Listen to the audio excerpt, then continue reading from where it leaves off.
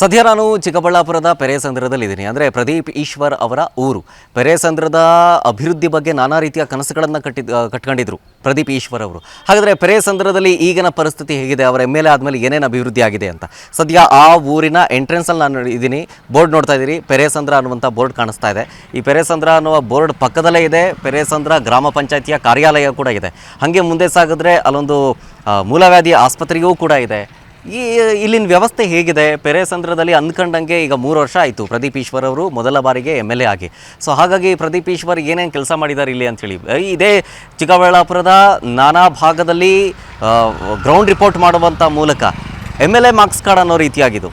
ಅಂದರೆ ಕೆಲಸ ಅಷ್ಟರ ಮಟ್ಟಿಗೆ ಮಾಡಿದಾರಾ? ಅವರು ಗೆಲ್ಲುವುದಕ್ಕೆ ಮುಂಚೆ ಪ್ರಣಾಳಿಕೆ, ಅವರದೇ ಒಂದು ಸಪ್ರೇಟ್ ಪ್ರಣಾಳಿಕೆ ಬಿಟ್ಟಿದ್ದರು.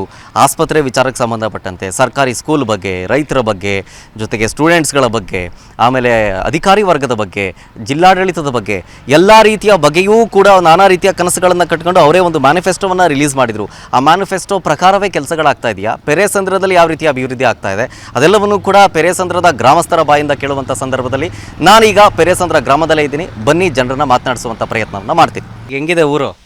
ಹೆಂಗಿದೆ? ಚೆನ್ನಾಗಿದೆ ಊರು. ಎಲ್ಲ ವ್ಯವಸ್ಥೆ ಇದೆಯಾ? ನೀರು ಬರ್ತಿದೆಯಾ? ನಮ್ಗೆ ನೀರು ಸುಮಾರು ಒಂದು 4 ವರ್ಷ ಆಗೈತೆ ನೀರು ಬಂದು. ನಮ್ಮ ಮನೆ ತಕ್ಕ ನೀರು ಬರಲ್ಲ ನೋಡಿ. ಸೊಂಪಾಗ ಸಹ ಹಂಗೈತೆ, ನೀರು ಬರಲ್ಲ ನಮ್ಗೆ. ಬರಲ್ವಾ? ಬರಲ್ಲ. ನೋಡಿಸ್ತೀನಿ ಬನ್ನಿ, ತೋರಿಸಿ. ನಮ್ಮದೇ ಆ ಸೊಂಪು, ನೀರು ಬರಲ್ಲ. ಹೌದಾ? ಆಗ ಹಂಗೈತೆ ನೀರು. ನೀರು ಬರೋದಿಲ್ಲ. ಫುಲ್ ಗಲೀಜು ಇಲ್ಲ. ಏನು ಮಾಡಿಲ್ಲ ನಮ್ಗೆ. ಗಲೀಜೈತೆ. ನಮ್ಮ ಯಜಮಾನ್ ನೋಡಿದ್ರೆ ಹಂಗಿದ್ದಾರೆ. ಇಲ್ಲಿ ಕರ್ಕೊಂಡ್ ಬರ್ತೀನಿ ನಮ್ಮ ಯಜಮಾನ್. ಬರೋದಾ ನಾವೇ? ಆಗುತ್ತಾ? ಅಲ್ಲ, ಅವ್ರು ಬರೋಕ್ಕಾಗತ್ತಾ? ಏನಾಯ್ತು ಸಮಸ್ಯೆ? ಅವ್ರಿಗೂ ಕಿಡ್ನಿ ಪ್ರಾಬ್ಲಮ್ ಐತೆ, ಶುಗರ್ ಐತೆ, ಎಲ್ಲ ಐತೆ. ಆದರೂ ನಮ್ಮನ್ನು ಯಾರೂ ನೋಡ್ತಾ ಇಲ್ಲ. ನಾನು ಕೂಲಿ ಮಾಡೋದು, ಅವ್ರು ನೋಡ್ಕೊಳೋದು ಅಷ್ಟೇ. ನಮ್ಗೆ ಏನೇ ವ್ಯವಸ್ಥೆನೂ ಮಾಡಿಲ್ಲ. 4 ವರ್ಷ ಆಗೈತೆ ನೀರು ಬಂದು. ನೀರು ಸಹ ಬರಲ್ಲ ನಮ್ಗೆ. ಎಲ್ರಿಗೂ ನಾನು ಫಿಲ್ಟ್ರ್ನಲ್ಲಿ ಎತ್ಕೊಂಡ್ಬಂದು ಕೊಡೋದು. ಸ್ನಾನ ಮಾಡೋಕ್ಕೆ ಸಹ, ಬಟ್ಟೆ ಒಗಿಯೋಕೆ, ಕುಡಿಯೋಕೆ, ಅಡುಗೆ ಮಾಡೋಕ್ಕೆಲ್ಲ ಫಿಲ್ಟ್ರ್ ನೀರೇ. ನೀರು ಸಹ ಬರಲ್ಲ ನಮ್ಮ ಮನೆ ಹತ್ರಕ್ಕ. ಏನಾಗಿತ್ತು ಯಜಮಾನ್ರಿಗೆ? ಅವ್ರಿಗೆ ಕಿಡ್ನಿ ಪ್ರಾಬ್ಲಮ್ ಐತೆ, sugar, low BP, liver problem ಎಲ್ಲ ಐತೆ ಅವ್ರಿಗೆ. ಅವ್ರ ಕೆಲಸ ಮಾಡಿ 10 ವರ್ಷ ಆಗೈತೆ. ಏನು ಮಾಡ್ತಾಯಿದ್ರು ಮುಂಚೆ ಕೆಲಸ? ಗಾರೆ ಕೆಲಸ ಮಾಡ್ತಾಯಿದ್ರು ಸರ್. ಓಕೆ. ಈಗ ಪ್ರದೀಪ್ ಈಶ್ವರ್ ಅವರು ಹೇಳಿದರು, ಈಗ ಟ್ರೀಟ್ಮೆಂಟ್ ತಗೊಳ್ಳೋದಕ್ಕೆ ದುಡ್ಡಿಲ್ಲ ಅಂತಂದರೆ ನಾನು ಅವ್ರಿಗೆ ಹೆಲ್ಪ್ ಮಾಡ್ತೀನಿ ಅಂತ. ಸಹಾಯ ಮಾಡಿಲ್ಲ ಸರ್, ನಮಗೇನು ಸಹಾಯ ಮಾಡಿಲ್ಲ. ನಿಮ್ಮ ಕೇಳಕ್ಕೂ ಬಂದಿಲ್ಲ ಅವರು? ಇಲ್ಲ ಸರ್. ವಿಚಾರಿಸಿದ್ರ ಏನಾದರೂ ನಿಮ್ಮ ಯಜಮಾನ್ರಿಗೆ? ನೋಡೇ ಇಲ್ಲ, ಅವ್ರ ಮಕ್ಕನೇ ನೋಡಿಲ್ಲ ಸರ್ ನಾನು. ಈ ಕಡೆ ಬಂದಿದ್ರ ಅವರು? ಅಲ್ಲ, ಇದೇ ಊರು ತಾನೇ ಅವ್ರದ್ದು? ಊರು, ಅದನ್ನು ನೋಡೇ ಇಲ್ಲ ಅವ್ರು ಸಾರ್ನ. ಈಗ ಮನೆ ಇದು ನಮ್ದೇ ಸರ್. ನಿಮ್ದೇ ಮನೆ? ಯಪ್ಪನ ನೋಡ್ಸಕ್ಕೆ ನಾನು ಆ ಮನೆ ಸಹ ಮಾರ್ಬಿಟ್ಟಿದ್ದೀನಿ ಸರ್. ಇದು ಮನೆ ನಿಮ್ದಾಗಿತ್ತು? ನಮ್ದಾಗಿತ್ತು, ಮಾರ್ಬಿಟ್ಟಿದ್ದೀನಿ. ಜಾಸ್ತಿ ಪ್ರಾಬ್ಲಮ್ ಆಗಿತ್ತು.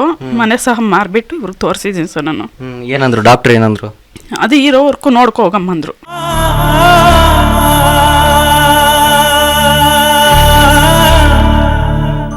ಅಷ್ಟೇ ಸರ್ ನಮ್ಗೇನು ಹೇಳಿರೋದು. ಆದರೆ ನಮ್ಗೇನು ಹೆಲ್ಪ್ ಮಾಡಿಲ್ಲ ಸರ್ ಯಾರೂ. ಪ್ರದೀಪ್ ಈಶ್ವರ್ ಅವರು ನಿಮ್ಮ ಕಡೆಗೆ ಕಾಣಿಸೇ ಇಲ್ಲ. ನಿಮ್ಮ ಇವತ್ತು ನಾನು ನೋಡೇ ಇಲ್ಲ. ನಮ್ಗೇನು ಹೆಲ್ಪ್ ಮಾಡಿಲ್ಲ, ನಾನು ನೋಡೇ ಇಲ್ಲ ಸರ್. ಸರ್ನ ಸರ್ ಮಾತಾಡ್ಬೋದಾ? ಸರ್ ಮಾತಾಡ್ತಾರೆ ಸರ್. ಸರ್ ಯಾವಾಗಿಂದ ಸರ್? ಒಂದು 5-6 ವರ್ಷದಿಂದ ಐತೆ. 5-6 ವರ್ಷದಿಂದ. ಮುಂಚೆ ಕೂಲಿ ಕೆಲಸ ಮಾಡ್ತಾ ಇದ್ರಿ, ಇವಾಗ ಆಗಲ್ಲ? ಇವಾಗ ಕೆಲಸ ಮಾಡೋಕ್ಕೂ ಆಗಲ್ಲ. ಮತ್ತೆ ಮನೆ ನಡ್ಸೋದು ಹೆಂಗೆ? ಇಲ್ಲ, ಎಲ್ಲ ಅವರೇ ನಮ್ಮ ಹೆಂಗಸ ನೋಡ್ಕೊತಾರೆ. ಯಾರು ಇಲ್ವಾ ನಿಮಗೆ? ಈಗ ನೀವು ಬಿಟ್ಟು ತಂದೆ ತಾಯಿ ಯಾರೂ ಇಲ್ಲ. ಯಾರೂ ಇಲ್ಲ ಸರ್. ಈಗ 2,000 ರೂಪಾಯಿ ದುಡ್ಡು ಅಂತೆ, ಮತ್ತೆ ರೇಷನ್ ಆಗಲಿ ಬರುತ್ತೆ ಸರ್.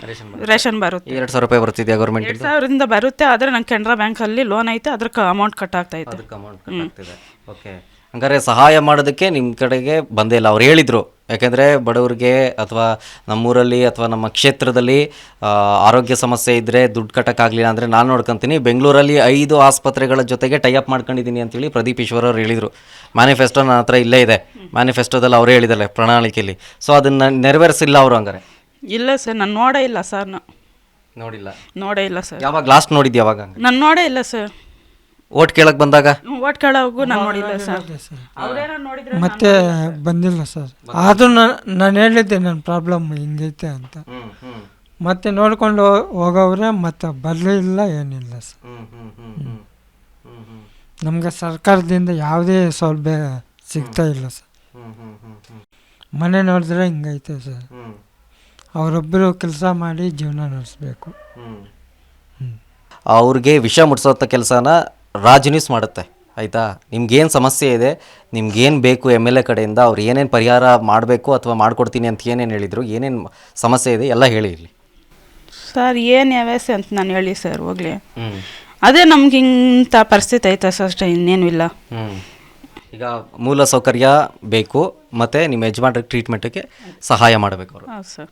ಹಾಗಾದ್ರೆ ಆದಾಯಕ್ಕೆ ಏನು ಮಾಡ್ತೀರಮ್ಮ ಈಗ? ಸರ್ ಅದೇ ನಾನು ಕೂಲಿಗೆ ಹೋಗ್ತೀನಿ ಸರ್. ಕೂಲಿಗೆ ಹೋಗ್ತೀನಿ ಸರ್. ಡೈಲಿ ಹೋಗ್ತೀರಿ? ಡೈಲಿ ಹೋಗ್ತೀನಿ ಸರ್. ಕೂಲಿಗೆ ಹೋಗೋದು 350 ರೂಪಾಯಿ ಕೊಡ್ತಾರೆ ಅಷ್ಟೇ. ಅದಕ್ಕೆ ಇವಪ್ಪನ ಟ್ರೀಟ್ಮೆಂಟ್ ಕೊಡ್ಸೋದು ನಾನು ಸರ್. ಮನೆ ಎಲ್ಲ ನೋಡ್ಕೊಳೋದು ನಾನೇ. ಓಕೆ, ನೋಡೋಣಮ್ಮ, ಈಗ ಬೇಜಾರು ಮಾಡ್ಕೋಬೇಡಿ, ಅಳಬೇಡಿ. ಯಾಕಂದರೆ ಕೆಲವೊಬ್ರಿಗೆ ಹಾಗೆ ಹೇಳಿದ್ರೆ ಅರ್ಥ ಆಗೋದಿಲ್ಲ. ಈ ಥರ ಏನಾದರೂ ಒಂದು ನಾವಾಗಲಿ ಅಥವಾ ಜನಪ್ರತಿನಿಧಿಗಳಾಗಲಿ ಯಾರು ಬರ್ತಾನೆ ಇರಬೇಕು. ನಿಮ್ಮ ಹತ್ರ ಯಾರೂ ಬಂದಿಲ್ಲ, ಅದಕ್ಕೆ ವಿಷಾದ ವ್ಯಕ್ತಪಡಿಸ್ತೀನಿ ನಾನು ಕೂಡ. ಸೊ ಹಾಗಾಗಿ ಇದನ್ನು ಪ್ರದೀಪ್ ಈಶ್ವರ್ ಅವರಿಗೆ ತಲುಪಿಸೋಂಥ ಕೆಲಸವನ್ನು ನಾವು ಮಾಡ್ತೀವಿ, ರಾಜ್ ನ್ಯೂಸ್ ಕಡೆಯಿಂದ ಮಾಡ್ತೀವಿ. ನೋಡೋಣ ನಮ್ಮ ಕೈಲಾದಂಥ ಸಹಾಯವನ್ನು ಮಾಡೋಕ್ಕಾಗತ್ತಾ ಅಂತೇಳಿ, ಆಯಿತಾ? ಬೇಜಾರು ಮಾಡ್ಕೋಬೇಡಿ, ಅಳಬೇಡಿ. ನಿಮ್ಮ ಊರನ್ನ ವಿಷನನ್ನು ನೀವು ತೋರಿಸಿದ್ರಿ ಅಲ್ವಾ, ಸೊ ಪ್ರೂವ್ ಮಾಡ್ಕೊಳ್ಳಿ. ದೇವರು ಪೆರೆಸಂದ್ರ, ಈಗ ನಿಮ್ಮ ಊರಲ್ಲಿ ಪ್ರದೀಪ್ ಈಶ್ವರ್ ಅವ್ರು ಏನೇನು ಮಾಡಿದ್ದಾರೆ ಅಂತಂದ್ಬಿಟ್ಟು ಕೇಳ್ತಾ ఇద్దే. చేసిన లేదు మాకు ఇల్లు పెరుక్కొని ఇల్లు కట్టిస్తామని ఇల్లు పెరుక్కొని ఇల్లు కట్టిలే. ఒక 7-8 ఏండ్లు ఆయా ఇల్లే కట్టిలే మాకే. ఇల్లు లేదు, అరే మన ఇల్లు అంతే ಅವ್ರಿಗೆ లేదు. దేవస్థానంలో ఉన్నామా? దేవస్థానంలో అది దేవస్థానమా? దేవస్థానమా, దాంట్లో ఉన్నాం సంసారమా. 7-8 ఏండ్లు కట్టినానికి వచ్చి బీగం పెరికేసి ఇంట్లో ఉండాలి వాళ్ళు కట్టుకున్నానికి. అందరినీ సుధాకర్ బెంగళూరులో ఉండే ఆటకు కూడా పోయి అడిగితే ఇగో కడదాం అగో కడదామని దినాలు కడిపేసా. జాగా మాదే సొంతము. దాంట్లో మేము 7 జనం ఆడబిడ్డలు. అప్పటి నుంచి ఆ ఇంట్లోనే ఉన్నాను. ఇప్పటికి ఇల్లు కట్టిస్తాము అనుకోలేదు. ఏం చెప్పినగా కడదాం అంటాడు. మాకు జమీన్లే ఇల్లులే, ఇక సమ్మలము బిడ్డలే పాపలేదు. ఇట్లా ఇంట్లో కొరుసుకొని ఎవరన్నా ఇస్తే అద్దె సమ్మలము 8,000 ఇస్తారు, 800 ఇస్తారు. దాంట్లో జిమ్ చేసుకుంటామా.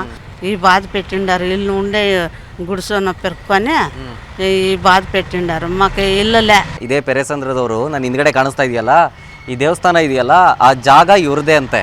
ಆ ಜಾಗನ ಇಸ್ಕೊಂಡಾದ್ಮೇಲೆ ಇಲ್ಲಿ ದೇವಸ್ಥಾನವನ್ನು ಕಟ್ಟಿಸಿ ನಿಮಗೆ ಬೇರೆ ಕಡೆ ಜಾಗ ಕೊಡ್ತೀವಿ ಅಂತ ಅಂದಿದ್ರಂತೆ. ಆದರೆ ಈಗ ಜಾಗ ಕೊಡಲಿಲ್ಲ, ಇರೋ ಜಾಗನೂ ದೇವಸ್ಥಾನ ಕಟ್ಟಿಸ್ಬಿಟ್ಟಿದ್ದಾರೆ. ಇರೋದಕ್ಕೆ ಬೇರೆ ಜಾಗ ಇಲ್ಲ ಅಂಥೇಳಿ ಇದೇ ದೇವಸ್ಥಾನದಲ್ಲೇ ನಾನು ಮಲ್ಕೋಬೇಕಾಗಿದ್ದ ಪರಿಸ್ಥಿತಿ ಬಂದಿದೆ. ಇದ್ರ ಬಗ್ಗೆ ಪ್ರದೀಪ್ ಈಶ್ವರ್ ಅವ್ರಿಗೂ ಕೇಳಿದೆ, ಆಯಿತು ಮಾಡೋಣ ಅಂತ ಹೇಳ್ತಿದ್ದಾರೆ ಹೊರತು ಇಲ್ಲಿ ತನಕ ಏನೂ ಮಾಡೋಕ್ಕಾಗಿಲ್ಲ ಅವ್ರ ಕೈಲಿ ಅನ್ನುವಂಥ ಮಾತನ್ನು ಇಲ್ಲಿನ ಹೇಳ್ತಾಯಿದ್ರು, ಅಂಕಮ್ಮ ಅವರು ಹೇಳ್ತಾ ಇದ್ದಿದ್ದು.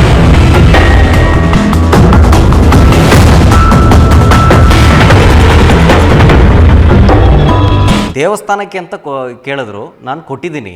ಇದ್ರ ಜೊತೆಗೆ ಅದಕ್ಕೆ ಬದಲಿಯಾಗಿ ನಾವು ಇನ್ನೊಂದು ಜಾಗ ಕೊಡ್ತೀವಿ ಅಂತ ಹೇಳಿದ್ರಂತೆ. ಈ ಹಿಂದೆ ಸುಧಾಕರ್ ಅವರು ಇದ್ದ ಟೈಮ್ನಲ್ಲೂ ಕೂಡ ಅಷ್ಟೇ, ಆವಾಗಲೂ ಕೊಡಲಿಲ್ಲ. ಈಗ ಪ್ರದೀಪ್ ಈಶ್ವರ್ ಅವ್ರ ಕಡೆಯಿಂದ ಬಂದಿದ್ದು, ಪ್ರದೀಪ್ ಈಶ್ವರ್ ಅವ್ರನ್ನು ಕೇಳ್ತಾ ಇದ್ದಾರೆ, ಸ್ಪಂದಿಸ್ತಿದ್ದಾರೆ. ಆದರೆ ಇದಕ್ಕೆ ಸಂಬಂಧಪಟ್ಟಂತೆ ಯಾವುದೇ ರೀತಿಯ ಕೆಲಸಗಳನ್ನು ಕೂಡ ಮಾಡ್ತಾ ಇಲ್ಲ. ಊಟ ತಿಂಡಿ ಎಲ್ಲ ಇಲ್ಲೇ ಮಾಡ್ಕೊಳ್ತೀನಿ, ಒಂದು ಜಮೀನಿಲ್ಲ ಅಥವಾ ನಾನು ಕೇಳೋರು ಯಾರೂ ಇರಲ್ಲ. ರೇಷನ್ಗಳು ಕೊಡ್ತಿದ್ದಾರೆ, ರೇಷನ್ಗೇನು ಸಮಸ್ಯೆ ಇಲ್ಲ. ಬಟ್ ಎಲ್ಲಿ ತನಕ ನಾನು ಇಲ್ಲೇ ಇರೋದು, ಯಾವಾಗಾದರೂ ನಾನು ಖಾಲಿ ಮಾಡಿಬಿಟ್ಟು ಆಚೆಗೆ ಹಾಕ್ಬಿಟ್ರೆ ನಾನು ಎಲ್ಲಿ ಹೋಗಲಿ? ಹಾಗಾಗಿ ನನಗೆ ಆದಷ್ಟು ಬೇಗ ನನಗೆ ಒಂದು ಮನೆಯ ವ್ಯವಸ್ಥೆಯನ್ನು ಮಾಡಿಕೊಡ್ಲಿ ಅಂಥೇಳಿ ರಿಕ್ವೆಸ್ಟ್ ಮಾಡ್ತಾ ಇದ್ದಾರೆ ಅಂಕಮ್ಮ. ನೋಡೋಣ ಏನು ಹೇಳ್ತಾರೆ ಅಂತ. ಈ ಒಂದು ವಿಚಾರ ಪ್ರದೀಪ್ ಈಶ್ವರ್ ಅವರನ್ನ ಈ ಒಂದು ವಿಚಾರ ಪ್ರದೀಪ್ ಈಶ್ವರ್ ಅವ್ರಿಗೆ ಮುಟ್ಟಿದ ತಕ್ಷಣ ಏನು ಮಾತಾಡ್ತಾರೆ ಅಥವಾ ಏನು ರಿಯಾಕ್ಷನ್ ಕೊಡ್ತಾರೆ ಅಂತೇಳಿ ಕಾದು ನೋಡೋಣ.